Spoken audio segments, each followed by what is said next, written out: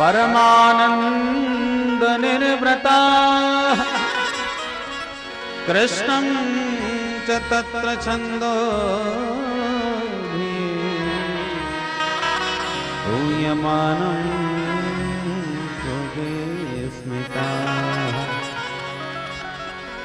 सुखदेव जी कहते हैं नंदादयस्तु तम दृष्ट्वा, नंद बाबा सहित समस्त ब्रजवासियों ने जब गोविंद का यह ऐश्वर्य दिव्य रूप देखा तो सुविस्मिता, घोर विस्मित, आश्चर्य में पड़ गए। हे भगवान, कन्हैया के तो गजब के ठाटे भैया। देख देख करके ये ऐश्वर्य आपस में बोले, भैया अब तक तो 4 हाथ वाले दिख रहे थे, अब 4 मुंह वाले भी प्रकट है गए। ये तो गजब कोई विचित्र बैकुंठ है भैया। आंख बंद करके बोले, कन्हैया खूब देख लिए तेरे ठाटे बैकुंठ के, अब तो भैया तू जल्दी से जल्दी वृंदावन वापस बुलाए। इतना कहना था कि जहां डुबकी मारी थी उसी कुंड से एकदम उछल के बाहर निकल पड़े, और बाहर निकल के देखा कन्हैया किनारे पर बंसी लिए मंद मंद मुस्कुरा रहे हैं। बोल बंसी वारे की। दौड़ के सब बाहर निकले और कन्हैया को घेर लिए, लिपट गए। अरे कन्हैया तेने गजब कर दियो भैया, सचमुच बैकुंठ भेज दिए। भगवान बोले, बताओ कैसो लगो बैकुंठ? बोले, मत पूछे लाला, जीवन में पहली बार 4 हाथ वाले 4 मुंह वाले देखने को मिले हमें। गजब कोई है भैया तेरो बैकुंठ। भगवान बोले, ये बताओ आनंद आयो कि ना है? ब्रजवासी बोले, सच्ची बताए। हाँ हाँ सच्ची बोल। बोले, सच्ची बात तो ये है कन्हैया, आनंद तो ने कहू ना आयो। भगवान बोले, क्यों भैया, बैकुंठ में तुम्हें क्या कसर पड़ गई? ब्रजवासी बोले, सबसे बड़ी कसर ये है कि बैकुंठ में तेरे में को काऊ से राम राम ना बोले। एक से राम राम करी तो बोला चुप, और तो और हमसे काऊ ने बात ही ना करी ठीक से। और वहां बैकुंठ में न जाने कितने बड़े नागे के ऊपर जाके तू राजा बन के बैठ गयो। तो से मिलवे की कोशिश करी सो हमें रोक दिए, तो से बातों ना करन दी हमें। ऐसो बैकुंठ को हम क्या करेंगे भैया? तेरे साथ ना बोल सकें, ना बैठ सकें, ना बात कर सकें। बातें तो हमारो वृंदावन लाख गुनों बढ़िया, जो रोज तेरे साथ कबड्डी खेलें, तो को उठा के पटक दें और कान पकड़ के तो को घोड़ा तक बनाए लें। तो तेरे साथ खेलवे खाएवे को सुख या ब्रज में जो मिले वो बैकुंठ में कहां धरो भैया। सो तेरे बैकुंठ को दूर से ही दंडवत। बैकुंठ के भगवान बड़े दुर्लभ और ब्रज के ठाकुर बड़े सुलभ हैं, एक ही। पर बैकुंठ में भगवान अनंत कोटि ब्रह्मांड नायक बन के विराजमान हैं।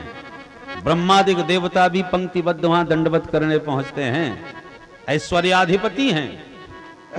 और वृंदावन में समस्त ब्रजवासियों के लिए अत्यंत सुलभ हैं। बैकुंठ में शेष महेश गणेश दिनेश सुरेश हु जाहे निरंतर ध्यावें। और वृंदावन में ताह अहीर की छोहरियां छचियां वर छांच पे नाच नचावे।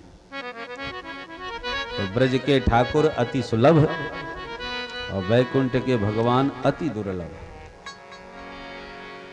ऐसे वैकुंठनाथ भगवान को प्रणाम करके चलते हैं अब भगवान के दिव्य महाराज की चर्चा में।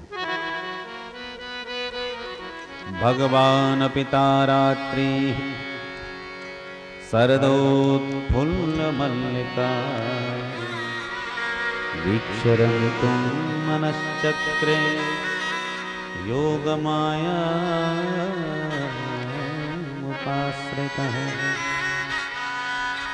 ताह रात्रि वीक्ष भगवान अपीरंतुम मनश्चक्रे। उस शरद पूर्णिमा की परम सुखद सुहावनी शारदीय चांदनी छिटकती रात्रि को जब देखा तो आज भगवान के भी मन में ब्रज बामाओं के साथ विहार करने की इच्छा बलवती हुई। बोलो राधे राधे। राधे राधे। योग माया का आश्रय लेकर के भगवान ने आज दिव्य महाराज किया। योग माया कौन है? योगाय संयोगाय माया कृपा ताम आश्रितः योग माया मुपाश्रितः। भगवान की कृपा शक्ति जो विमुख जन प्राणियों को भगवान के श्री चरणों में ला करके उनके चरणों से जोड़ती है, उनके सन्मुख करती है, उसका नाम है योग माया। योगाय संयोगाय या माया। माया शब्द का अर्थ होता है कृपा। माया कृपायाम दंभे च। माया शब्द का कृपा अर्थ भी होता है, दंभ भी अर्थ होता है। तो यहां पर माया शब्द का अर्थ है कृपा। भगवान की कृपा शक्ति जो जीवों को श्री चरणों से जोड़ने का कार्य करती है, उस शक्ति का नाम योग माया। वे हैं भगवती श्री वृषभानुनंदनी राधा रानी, जो जीवों को भगवान के श्री चरणों से जोड़ने का काम करती हैं। तो उन भगवती रासेश्वरी राधा रानी का आश्रय लेकर माधव ने आज शरद पूर्णिमा की सुंदर चांदनी देखते हुए मधुर मुरली बजाई। मुरली की तान जिसके कान में पड़ी, वही समस्त भान भुला करके दौड़ पड़ी। जो जहां गोपी जैसी जिस अवस्था में थी, भागी। बाज रही मुरली मोहन की, बाज रही मुरली मोहन की, बाज रही मुरली मोहन, बाज रही मुरली मोहन की,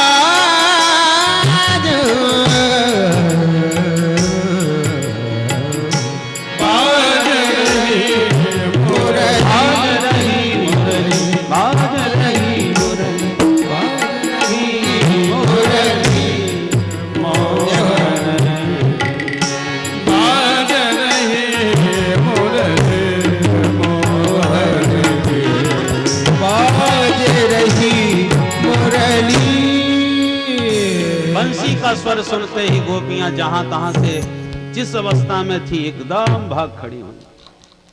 निशम्य गीतम तदनंग वर्धनम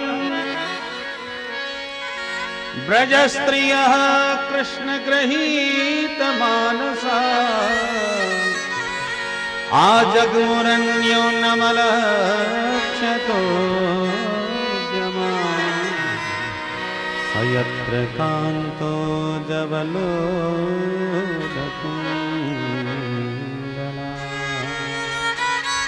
तम गीतम निशम। जहां गोपियों ने वह दिव्य मधुर बंसी का स्वर संगीत सुना, तो कृष्ण गृहीत मानसा, कन्हैया ने उस बंसी के स्वर से गोपियों का मन हर लिया। कृष्ण गृहीत मानसा, सब गोपियों का मन चुंबक की तरह कन्हैया की ओर खिंच गया। आ जगमुहु, सभी गोपियां दौड़ी दौड़ी आ गईं। आ जगमुह क्रिया बतला रही है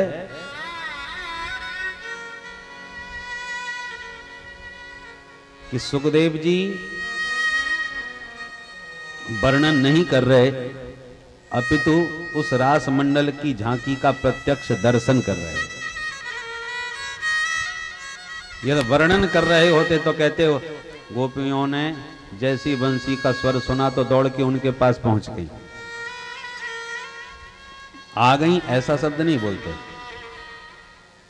दौड़ के पहुंच गई।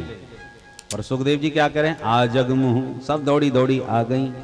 आ गई शब्द का प्रयोग करके ये बतला रहे हैं कि प्रत्यक्ष सुखदेव जी महाराज रास मंडल में बैठे बैठे उस लीला का दर्शन कर रहे हैं, इसलिए कह रहे हैं दौड़ी दौड़ी आ गई, चली आ रही हैं।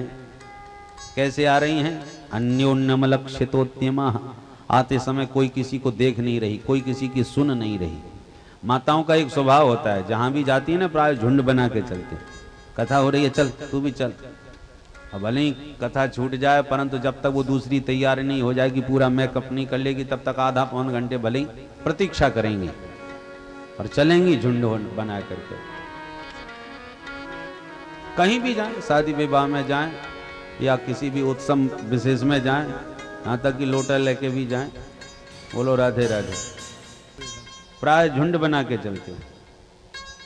परंतु आज गजब की बात है, कोई किसी की ना सुन रही ना किसी की कोई मान रही।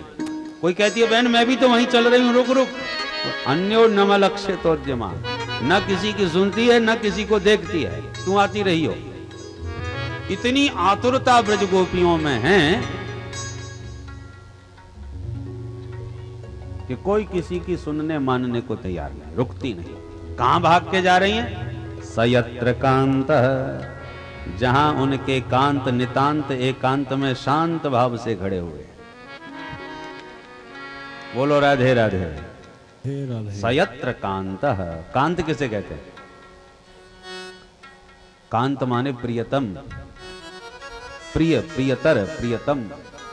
कांत मतलब कम सुखम तस्य अंतः पराकाष्ठा। कांत शब्द का अर्थ है कम माने सुखम, और सुख की जो पराकाष्ठा है, जो आनंद सिंधु सुख राशि, उसका नाम है कांत। अपने उन परम प्रभु को पाने के लिए सभी गोपियां जिस अवस्था में थी दौड़ पड़ी। सुखदेव जी उसका चित्रण करते हैं। गोपियां कैसे जा रही हैं, दोहंत्युक व्ययुक्काश्चित दोहम हित्वा समुत्सुका। एक गोपी गैया दो रही थी, गोदोहन करते समय बंसी का रब कान में पड़ा, दोहम हित्वा, तुरंत दोहनी पटक दी और छोड़ छाड़ के भाग ली। माताओं का स्वभाव होता है, अपने दूध दही से उन्हें बड़ा प्यार होता है, फैल ना जाए, बिखर ना जाए। पर बंसी का स्वर सुना, अब यहां पर माताओं की जिन जिन में आसक्ति होती है अधिक, उन्हीं का चित्रण किया है। दूध दही में आसक्ति है, दोहम हित्वा समुत्सुका, दोहनी फेंक करके भाग रही। एक हलवा बना रही थी चूल्हे पर बैठी रसोई में, जहां बंसी कान में सुनी तो ये भी नहीं बना कि हलवा की कढ़ाई चूल्हे से नीचे उतार के जाऊं। वो रसोई में कढ़ाई चूल्हे पर ही चढ़ाई छोड़ी, चल पड़ी। एक गोपी बच्चे को दूध पिला रही थी, जहां बंसी कान में पड़ी तो बच्चे को पटक के भागी। एक अपने पतिदेव को पकौड़ी परोस रही थी, पतिदेव भोजन कर रहे थे, और जैसे ही बंसी कान में पड़ी तो परोसना भूल गई, भागी चली गई। एक गोपी आंख में काजल लगा के अपना श्रृंगार कर रही थी, दर्पण के सामने बैठी, काजल लगाया था एक आंख में और बंसी कान में पड़ गई तो दूसरी आंख में बिना काजल लगाए भागी चली गई। एक गोपी लीपा पोती कर रही थी। लीपा पोती दो प्रकार की होती है, एक तो गोबर से आंगन की होती है और एक अपने चेहरे की भी खूब लीपा पोती होती है। ये आज नहीं होती, बहुत पुराने जमाने से ये परंपरा है। प्रसाधन सामग्री पहले भी चलती थी, कई प्रकार के लेप चलते थे। प्राचीन भाषा में उसको कहते अंगराग लेपन, अंगों को सजाने के सब प्रसाधन सामग्रियां थी। तो एक गोपी ने एक क्रीम अपने कपोल पर लगाई और ज्यों ही हाथ फेरने वाली थी इतने में बंसी कान में पड़ गई, तो जो क्रीम का जहां लगी थी वहीं लगी छोड़ दी। एक आभूषण पहन रही थी, नाक की नथ जैसी हाथ में ली कि बंसी कान में पड़ी तो नाक की नथ कान में लटका के चली गई। ऐसा सुखदेव जी के शब्दों में वर्णन है। दोहंत्यो भेय काश्चिदोहम हित्वा समुत्सुका पयोधिसृत्य संयाव मनुद्वास्या पराययुः लिम्पन्त्यः प्रमजन्त्योऽन्या अंजन्त्यः काश्चलोचने व्यस्तस्त्रवस्त्राभरणा काश्चित् कृष्णान्तिकं ययुः तावार्यमाणा पतिभिः पितृभिः भ्रातृबन्धुभिः गोविन्दापहतात्मानं नन्यवर्तन्तमोहिता।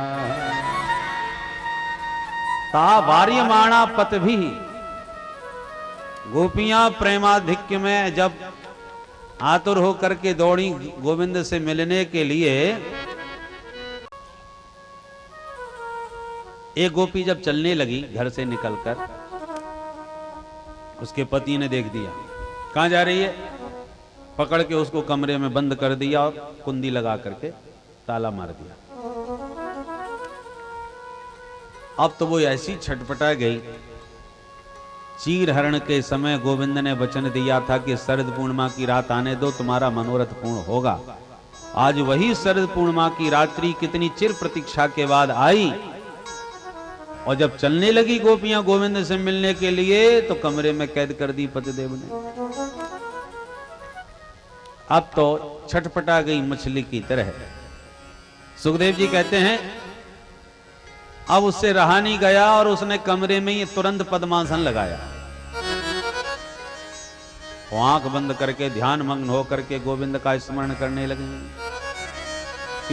इतनी दुस्सह वेदना गोविंद से मिलने की उस गोपी के हृदय में प्रकट भई कि आंख बंद करके ध्यान लगा के कमरे के भीतर ही बैठ गई, और उसके भीतर जो विरह की आग जली, उस विरहाग्नि में उसके जन्म जन्मांतरों के, कल्प कल्पांतरों के, युग युगांतरों के जितने भी थोड़े बहुत अशुभ थे वो सब जल के भस्मसात हो गए विरह की आग में।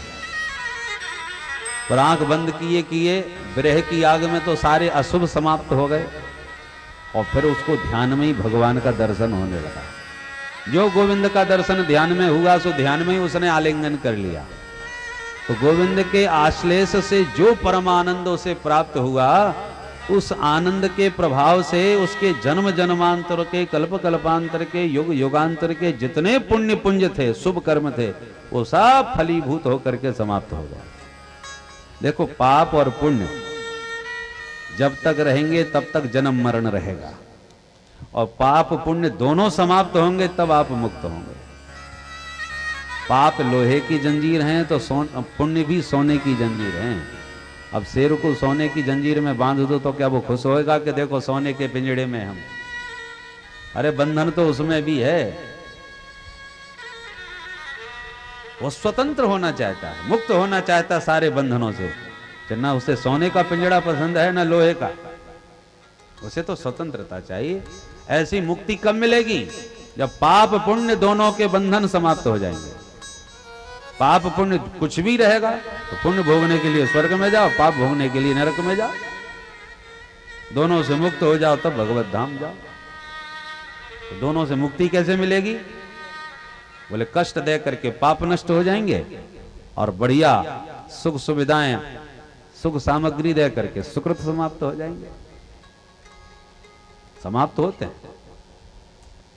तो उस ब्रजबाला के हृदय में जो विरह वेदना हुई, विरह की पीड़ा हुई, उस विरह वेदना में तो उसके सारे अमंगल समाप्त हो गए, और गोविंद के दर्शन का आश्लेष जो उसने अनुभव किया ध्यान में, उस आलिंगन से जो सुख प्राप्त हुआ उससे उसके सारे पुण्य समाप्त हो गए।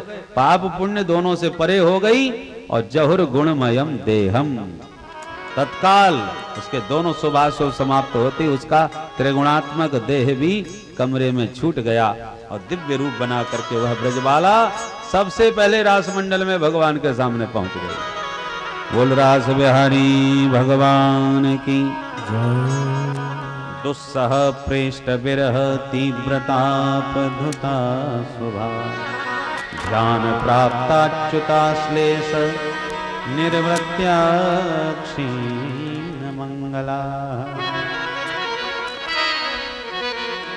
सभी गोपियां दौड़ के जब गोविंद के सन्मुख आई तो भगवान ने स्वागत किया। स्वागतम भो महाभागा प्रियं किं करवाणि। आओ आओ देवियों, आपका स्वागत है। कहिए मैं आपकी क्या सेवा कर सकता हूं। ब्रूतागमन कारणम, आने का कारण तो बताओ, ये अचानक कैसे आना हुआ तुम्हारा इस चांदनी रात में। गोपियां मुंह लटका के रह गई, कुछ बोली नहीं। क्या बोले? 1 साल पहले चीरहरण करके वचन दिया था कि आना शरद पूर्णिमा की रात में, मैं मनोरथ पूर्ण करूंगा तुम्हारा। तो 1 साल की प्रतीक्षा के बाद तो आज का दिन आया और खुद ही बंसी बजा करके फिर सब गोपियों को बुला भी लिया। बंसी के स्वर में प्रत्येक गोपी का लग रहा था कि मेरा ही नाम पुकारा जा रहा है। तो कितनी आतुरता के साथ मिलने आई थी गोविंद से, और आने के बाद स्वागत भी किया। स्वागतम वो महाभागा। अब जिसने बुलाया, जिसने स्वागत किया, वही प्रश्न कर रहे हैं ब्रूतागमन कारणम। ये तो वही वाली बात, भाई पंडित जी नौता है, 12 बजे भोजन के ताई समय से आ जाइए। ठीक है, पंडित जी जो 12 बजे भोजन करने पहुंचे, आप बोले आओ आओ पंडित जी स्वागत है आपका। और कहो महाराज कैसे आना हुआ। अब बताओ पंडित जी पे क्या बीतेगी। घर में भोजन की मना करके भूखे प्यासे आए बेचारे कि आज तो माल छानेंगे, और वो कह रहे हैं कैसे आना हुआ। गोपियों की भी हालत यही है। क्या जवाब देती हैं कि इन्होंने ही बुलाया, स्वागत करके यही पूछ रहे हैं। कुछ न बोली तो भगवान बोले अच्छा अब समझ गया, शरद पूर्णिमा है, चांदनी देखने आई होगी ना। अरे बहुत प्यारी लगती है जंगल में ये चांदनी, पर ये नहीं भूलना चाहिए इस चांदनी के साथ साथ जंगल में जानवर भी बहुत खतरनाक घूम रहे हैं।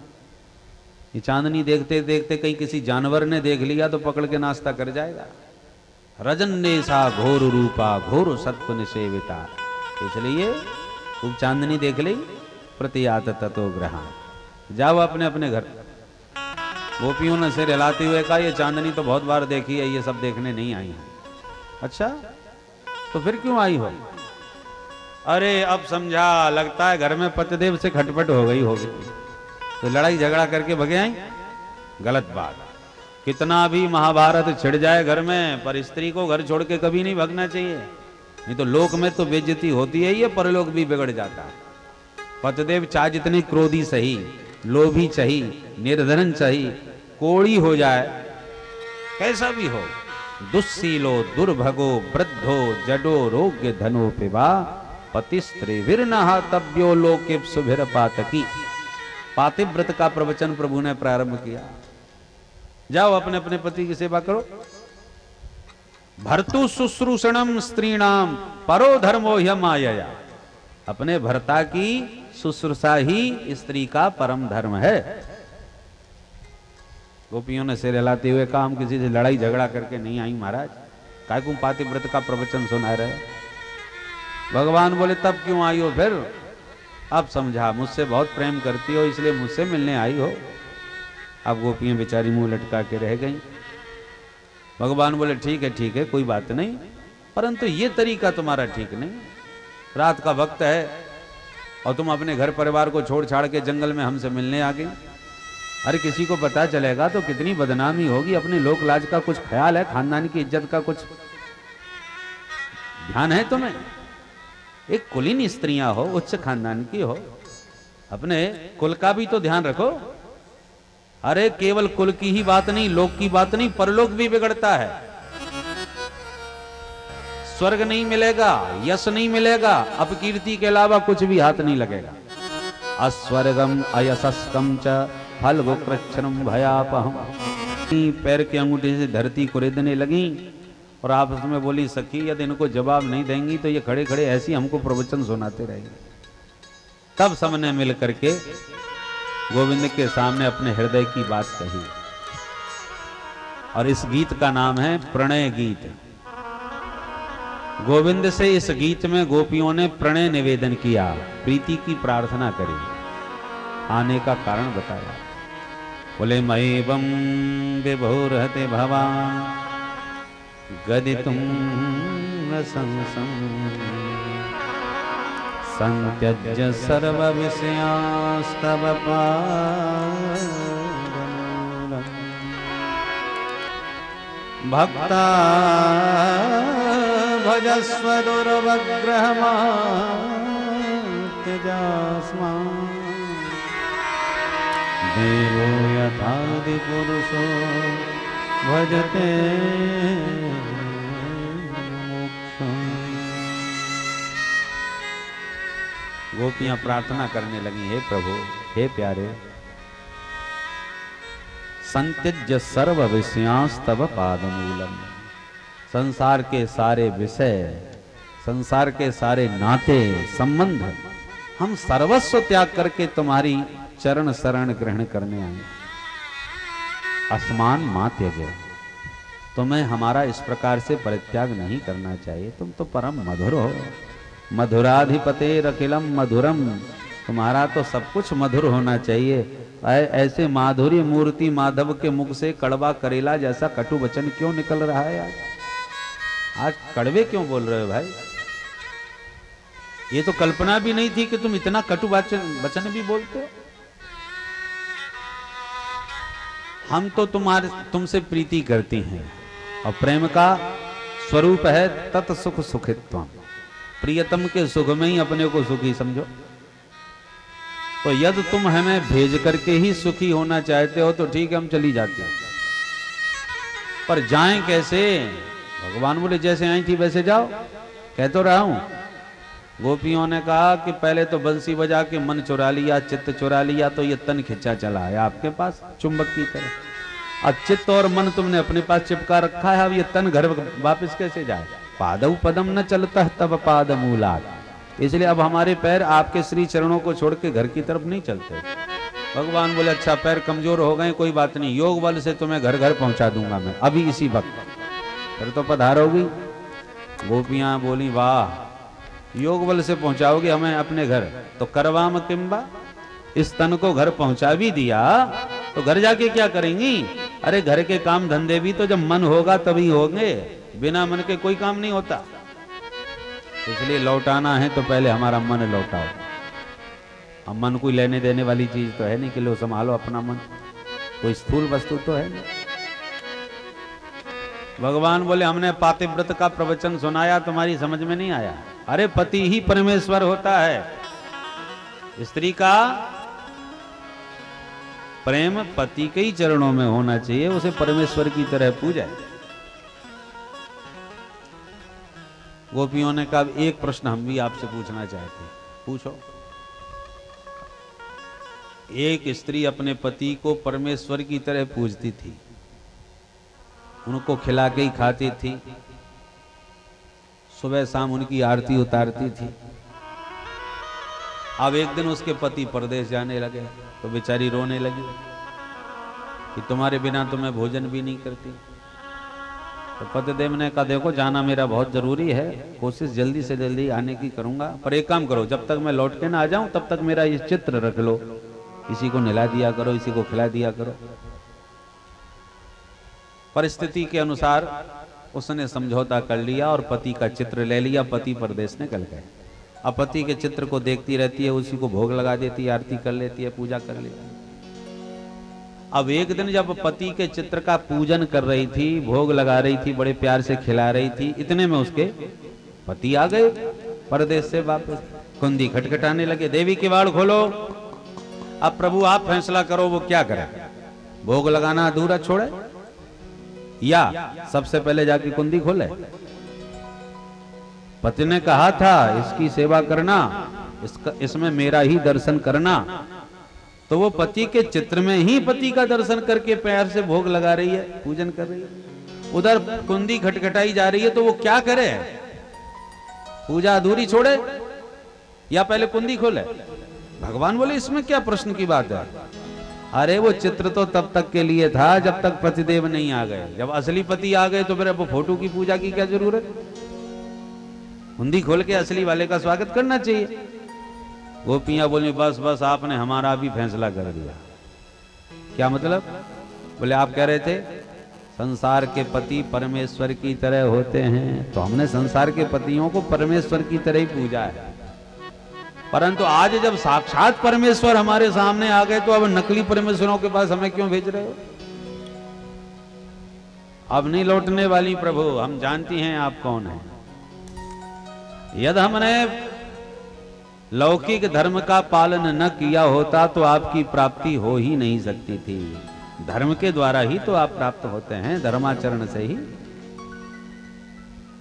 और जिस धर्म का आचरण करके हमने आज आपको पा लिया, आप फिर हमें दोबारा धर्माचरण के लिए भेज रहे हैं कि जाओ।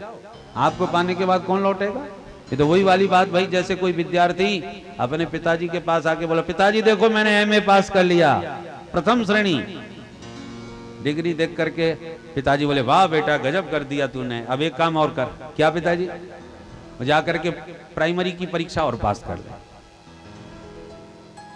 अब बताओ लड़का तैयार होगा कि वाह पिताजी प्राइमरी तो हम कब की पास कर चुके हैं, हम तो एमए पास की डिग्री बता रहे हैं तुम्हें और तुम हमें प्राइमरी की परीक्षा के लिए भेज रहे हो। जो एमए पास कर चुका है वो प्राइमरी की परीक्षा देने क्यों जाएगा? वो तो कब का पास कर चुका है। ऐसी प्रभु हमने धर्म की परीक्षा में पास किया अपने आप को, तभी आपको पाया है। धर्माचरण के बिना आप पाने वाले, आप मिलने वाले नहीं थे। तो जिन सब धर्मों का पालन करने से आप हमें मिल गए, अब आपको पाने के बाद फिर हम उन्हीं धर्मों का आचरण करने के लिए जगत में लौट के जाएं, ये संभव नहीं है। इसलिए पादौ पदम न चलतस्तव पादमूला। गोपियां हर परीक्षा में पास भई। बोलो राधे राधे। 10 रुपए का मटका खरीदते समय भी 10 बार ठोक ठोक के बजा बजा के देखा जाता, कहीं चटका फूटा तो नहीं। तो ठाकुर जी भी रास का दिव्य रस परोसने से पूर्ण जीवों को खूब ठोक ठोक के बजा के देखते हैं कि इनके अंदर वास्तव में रास की पात्रता है कि नहीं। गोपियों का हृदय रास की पात्रता से परिपूर्ण पाया प्रभु ने, तो प्रसन्न हो गए। प्रहस्य सदयम गोपीरात्मा रामोप्यरी रमत। प्रभु प्रसन्न हो गए, गोपियां पास भई, राधा रानी प्रकट भई और तब भगवान का महारास प्रारंभ हो गया। बोल रास बिहारी भगवान की जय। बाहु प्रसार पररंभ कराल गोरु नीवी स्तनाल वन नर्मन खाग्रपात श्वेल्यावलोक हसतरवज सुंदरीना उत्तम भयन रतिपति रमया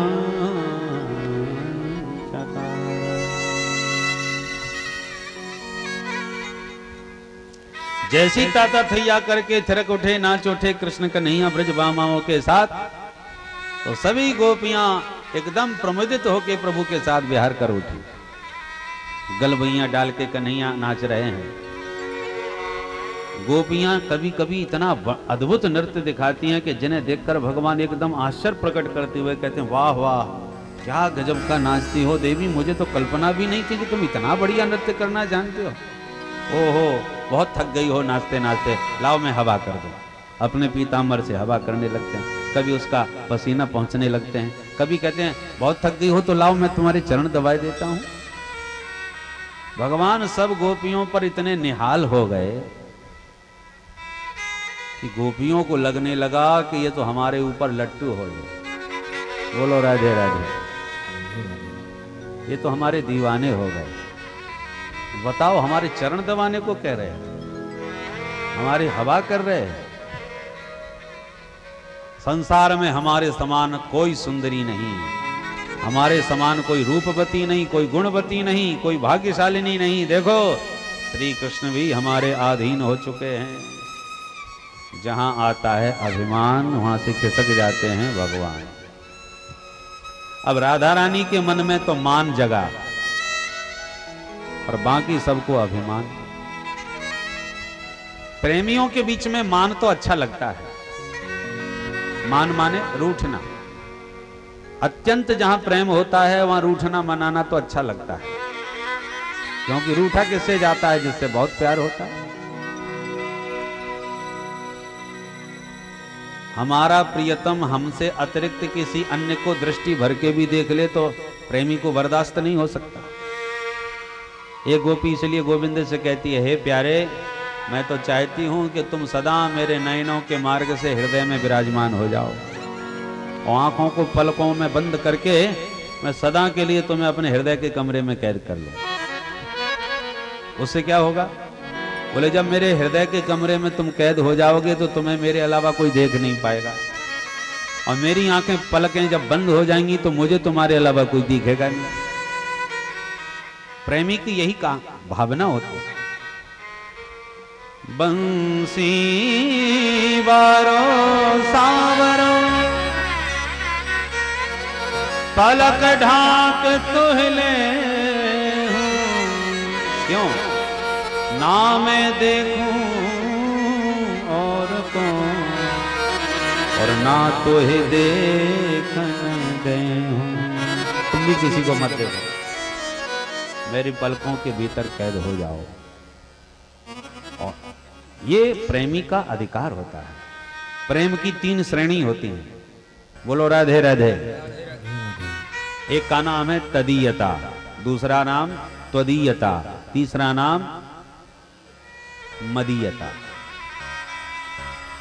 ये 3 स्थिति है। तदीयता, तदीयता का मतलब हमने किसी की अत्यंत प्रशंसा सुनी और उनकी महिमा सुनते सुनते, उनके गुणों का श्रवण करते करते हम उनके दीवाने हो गए, और जिसके दीवाने हो गए आज तक उसे देखा कभी नहीं, मिले कभी नहीं, बस उसके बारे में सुन सुन के दीवाने हो गए। रुक्मिणी जी ऐसी दीवानी हो गई थी, बिना कन्हैया को देखे संतों से महिमा सुनते सुनते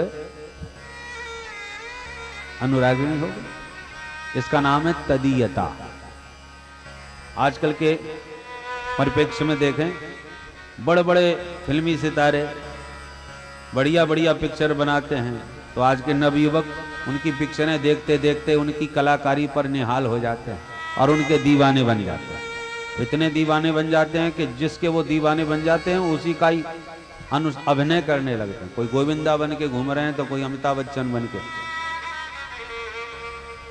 अब जिनके वो दीवाने हैं उनको आमने सामने कभी नहीं देखा, मुलाकात कभी भई नहीं, दुआ सलाम कभी नहीं, बस पिक्चर देख देख के दीवाने हो।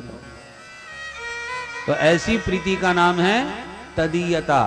आप किसके हैं? बोले आप किसके फैन हैं? बोले हम उनके हैं। किनके? कभी मिले हो? बोले मिले तो कभी नहीं। अब बंबई में बंगला है उनका तो, परंतु उनकी पिक्चरों से, अभिनय से हम उनके फैन बन गए, दीवाने हो गए।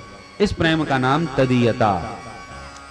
परंतु कोई इतना जबरदस्त दीवाना हो जाए कि कुछ भी हो एक दिन तो मिलके रहूंगा।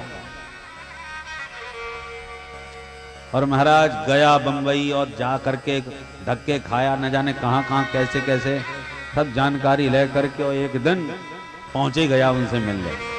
मुलाकात का समय मिल ही गया, और जहां मुलाकात भई कि तुरंत समर्पण करके बोले भैया हम तो सिर्फ तुम्हारे हैं, हमने तो आपके ऊपर अपना सर्वस्व वार दिया। इसका नाम है त्वदीयता।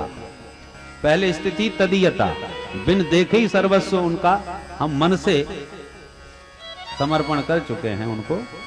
अब जब मिलन हो गया, दर्शन हो गया, तब स्थिति हो गई त्वदीयता, हम सिर्फ तुम्हारे हैं।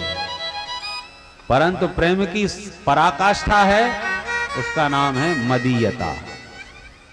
मदीयता मतलब जिस पर हम एकदम समर्पित हो चुके हैं, जिससे हम अत्यंत प्रेम करने लगे हैं, उनको हम अपना मानने लगे हैं, ये सिर्फ हमारे हैं। तो जिससे बहुत प्यार होता है ना, उस पर अधिकार भी हो जाता है, तुम अब सिर्फ मेरे हो। और जब मदीयता की स्थिति आ जाती है ना, तब ये स्थिति बनती है, ना मैं देखूं और को, ना तो ही देखन दे, तुम सिर्फ मेरे हो, इसलिए सिर्फ मुझे देखो। यह है प्रेम की सर्वोत्कृष्ट अवस्था, मदीयता। तो तो गोपियां उसी मदीयता में रहने वाली हैं। तो राधा रानी तो मान में हैं। तो देखो मेरे प्रियतम कृष्ण मेरे साथ भी थिरक रहे, नाच रहे हैं और ललता विशाखा के साथ ठुमके लगा रहे। तो रूठ गई, मान कर गई। तो प्रेमी को मान करने का तो अधिकार होता है, पर बाकी सब गोपियों को अभिमान आ गया, हम सर्वश्रेष्ठ सुंदरी हैं, देखो इसलिए हमारे इशारों पर नाच रहे हैं। दोनों में अंतर है, मान और अभिमान। अभिमान के प्रभाव से तो प्रेम क्षीण होता है, कमजोर होता है। मान करने से तो प्रेम और बढ़ता है, रूठने मनाने से तो प्रेम और विकसित होता है। तो राधा रानी रूठ गई, तो भगवान तुरंत रासेश्वरी को मनाते हुए उनको साथ में लेकर के अंतर्धान हो गए। सभी गोपियों के बीच से भगवान अदृश्य होकर के रासेश्वरी को लेकर मान कुंज में बैठे बैठे उन्हें मनाने लगे। उनके चरण दबाते हैं, उन्हें रिझाते हैं, उन्हें समझाते हैं। भगवान तो बिल्कुल नितांत एकांत में मना रहे थे किशोरी जी को, परंतु रसिकों की निगाह से भगवान बच नहीं पाए। रसिकों ने निवृत्त निकुंज के एकांत में भी भगवान को चरण दबाते देख लिए, तो सारी पोल पट्टी खोल दी। देखो दुरो, देख लिया। कहां से देख लिया? बोले दुरो। दुरो माने छुपा हुआ। हमने छुपा हुआ कृष्ण देख लिया। छुपे छुपे क्या कर रहे थे? बोले देखो दुरो वह कुंज कुटीर में। कहां देखा? बोले कुंज कुटीर में देखा। क्या कर रहे थे कुंज कुटीर में? बोले बैठो पलोटत राधिका पाया। देखो दुरो वह कुंज कुटीर में, बैठो पलोटत राधिका पाया। जो रसिकों को पता चला कि कृष्ण कन्हैया राधिका जी के चरण दबाते हैं, उनसे अनुनय विनय करते हैं, इसका मतलब ब्रज के राजा कृष्ण नहीं, ब्रज की स्वामिनी राधा रानी हैं। इसलिए ब्रज में कृष्ण कृष्ण कहना छोड़ दिया, सब राधे राधे पुकारो थे। राधा रानी का ही राज्य है ब्रजमंडल में। इसलिए आइए हम भी एक बार किशोरी जी का स्मरण करें। श्री राधे बरसाने वाली, श्री राधे बरसाने वाली, तेरो पुजारी है गिरधारी। राधे बरसाने वाली, तेरो पुजारी है गिरधारी। राधे बरसाने वाली, तेरो पुजारी है गिरधारी। राधे बरसाने वाली, तेरो पुजारी है गिरधारी। राधे तेरो पुजारी है गिरधारी। राधे तेरो पुजारी है गिरधारी। राधे तेरो पुजारी है गिरधारी। राधे तेरो पुजारी है गिरधारी। राधे तेरो पुजारी है गिरधारी। राधे तेरो पुजारी है गिरधारी। राधे राधे राधे राधे राधे राधे राधे राधे राधे राधे श्री राधे राधे राधे श्री राधे राधे राधे राधे बरसाने राधे, तेरो पुजारी है गिरधारी। राधे बरसाने वाली, तेरो पुजारी है गिरधारी। तेरी पायलिया पे बाजे मुरलिया, तेरी पायलिया पे बाजे मुरलिया। तेरी पायलिया पे बाजे मुरलिया, तेरी पायलिया पे बाजे मुरलिया। बाजे मुरलिया, बाजे मुरलिया, बाजे मुरलिया, बाजे मुरलिया। तेरी पायलिया पे बाजे मुरलिया, तेरी पायलिया पे बाजे मुरलिया। चम चम चम चम चम नाचे भंजबारी। राधे पुजारी है गिरधारी। राधे बरसाने वाली, तेरो पुजारी है गिरधारी। राधे राधे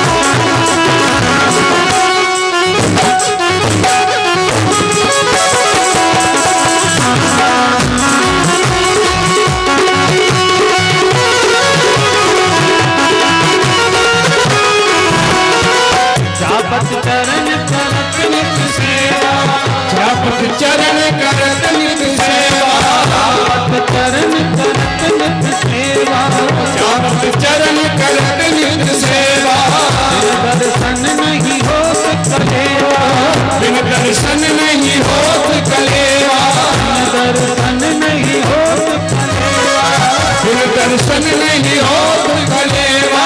सदा रहत आज्ञाकारी, सदा रहत आज्ञाकारी, तेरा पुजारी है तेरा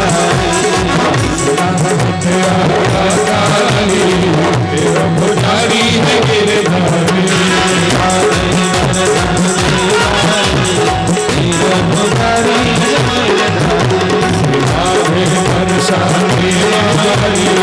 तेरा पुजारी है गिरधारी, राधे तेरो पुजारी है गिरधारी, राधे तेरो पुजारी है गिरधारी, राधे तेरो पुजारी है बनवारी, राधे तेरो पुजारी है बनवारी, राधे तेरो पुजारी है गिरधारी,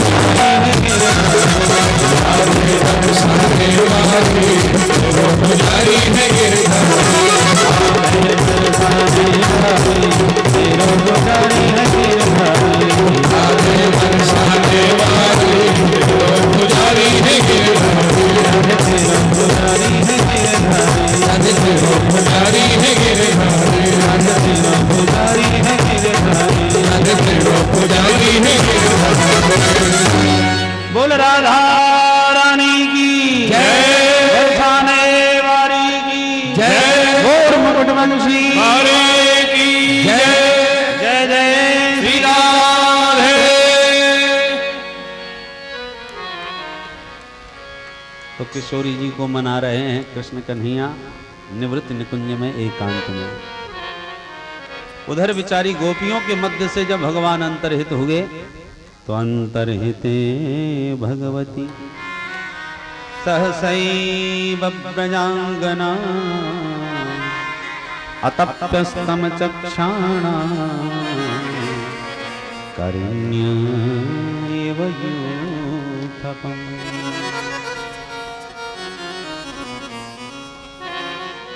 जैसे जंगल में विशाल काय हाथी तो यूथपति होता है, जिसके आगे पीछे सैकड़ों हथनियां उसके सानिध्य में चलती हैं, वो अचानक गायब हो जाए तो हथनियां जैसे विकल हो जाती हैं कि अब हमारा रक्षण कौन होगा इस जंगल में। ऐसे करण्य एवं यूथपम, ऐसी गोपियां गोविंद के अंतर्धान होते ही एकदम विकल व्याकुल हो गई। अंतर्हिते, अंतर्हित शब्द के यहां दो अर्थ हैं। अंतर्हित माने अदृश्य, भगवान उनके बीच में से अंतर्हित हो गए, अंतर्धान हो गए, गायब हो गए। दूसरा अर्थ क्या है? भगवान गोपियों का हृदय से हित चाहते थे। अंतर्हिते, अंतर में हित चाहते थे गोपियों का। और इसमें अंतर में हित क्या है? भगवान ने विचार किया कि गोपियों के भीतर जो अभिमान का दोष उत्पन्न हो रहा है, अब इनका वह दोष कब दूर होगा? जब मैं थोड़ा इनके लिए इनसे दूर हो जाऊंगा। तो गोपियों का हृदय से हित चाहते थे, इसलिए भगवान अंतर्हित हो गए, अदृश्य हो गए। विरह व्याकुल ब्रजांगनाएं वन वन में वृक्षों से पता पूछने लगी। प्रेमी विरही को बोध नहीं रह जाता कि मैं किससे बात कर रहा हूं। विरह में प्रेमी व्यापक हो जाता है। मिलन में तो एक रूप होता है और विरह में वो व्यापक हो जाता है। हर वस्तु से उसका संबंध जुड़ जाता है। किशोरी जी के विरह में श्री राघव भी कितने व्याकुल हो गए कि खग मृग से उनका पता पूछने लग गए। मधुकर भौरे से पूछ रहे। तो ये विरह की व्यापकता का चमत्कार है। गोपियां भी विरह में वन वन विचरण करी, जब कहीं न मिले तब अंततो गत्वा लीला का अभिनय किया। अब तक प्रभु ने जितने चरित्र किए हैं गोपियों ने उन सब का मंचन किया, अभिनय किया, फिर भी नहीं आए। उधर किशोरी जी को लगा कि गोविंद मेरे साथ हैं और गोपियां मेरी सखियां बेचारी कितनी अधीर व्याकुल भटक रही हैं इनको ढूंढने के लिए, मुझे कुछ करना चाहिए। तो बोली प्यारे अब मैं तुम्हारे साथ आगे नहीं चल सकती। क्यों? बोले बहुत थक गई है। न पारे हम चले तुम नयमां यत्र ते मनः। भगवान बोले ज्यादा थक गई हो तो स्कंध आरुह्यताम, मेरे कंधे पर बैठ जाओ। किशोरी जी राजी हो गई और जैसे ही कंधे पर बैठने को कदम उठाया कि कन्हैया वहां से भी अंतर्धान हो गए। जैसे ही प्रभु अंतर्हित हुए कि किशोरी जी तो एकदम मूर्छित होके गिर पड़ी उनके विरह में। और उधर पग चिन्ह देखती देखती गोपियां आगे बढ़ती आ रही थी। उन्होंने किशोरी जी को मूर्छावस्था में देखा रास्ते में, तुरंत सबने मिल करके उनको सावधान किया, जल सिंचन करके जागृत किया। जब होश में आई तो पुकार उठी आर्त भाव से, हा नाथ रमण प्रेष्ठ क्वासी क्वासी महाभुज दास्यास्ते कृपणाया मे सखे दर्शय सन्निधि। विविध भांत हा नाथ हा रमण हा प्रेष्ठ कह के भगवान को पुकार उठी और अंत में बोली सखियो अब उनके पीछे भागने दौड़ने से बात नहीं बनेगी, तो क्या करें? बोले चलो हम जमुना जी के तट पर बैठ करके उन्हें पुकारेंगे, वो निश्चित हमारी पुकार सुन करके आएंगे। भगवान को भागने से दौड़ने से कोई नहीं पकड़ सकता। भगवान तो कृपा के द्वारा स्वयं अनुग्रह करके प्रकट होते हैं, पधारते हैं। तो हम उनकी कृपा की प्रतीक्षा करेंगे, जमुना तट पर बैठ के उनको पुकारेंगे। भगवान कहते हैं मद भक्ता यत्र गायंती तत्र तिष्ठामि नारद। तो जमुना तट पर सब गोपियों के साथ किशोरी जी आई और आर्त भाव से सब मिलकर के पुकार उठी गीत के माध्यम से। इस गीत को गोपी गीत कहते हैं। भागवत का ये प्राण है। जो भी इस गीत का नित्य पाठ करे गोविंदों से दर्शन देने अवश्य पधारते हैं। आइए प्रेम से इसके 2-4 श्लोकों का श्रवण करें। कनक मंजरी छंद। जयति ते एकम् जन्मना प्रजा श्रयत इंदिरा ससुरत हे जयते प्रेषता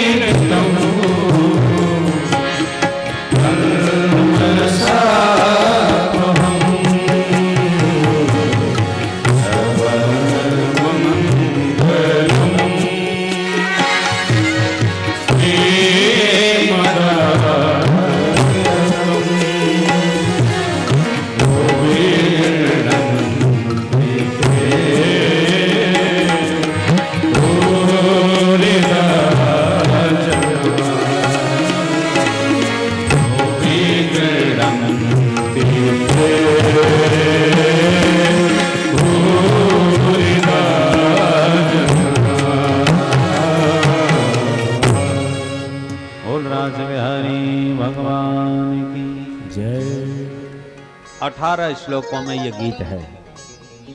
गोपियां प्रार्थना करती हुई कहती हैं, हे प्यारे, तब जन्मना ब्रजः अधिकम जयति। वैसे तो ये ब्रज बड़ा ही गौरवान्वित था, सुंदर था, दिव्य था, पर आपके जन्म लेने से तो अति दिव्य हो गया, अत्यंत इसकी महिमा व्याप्त हो गई। कितनी महिमा?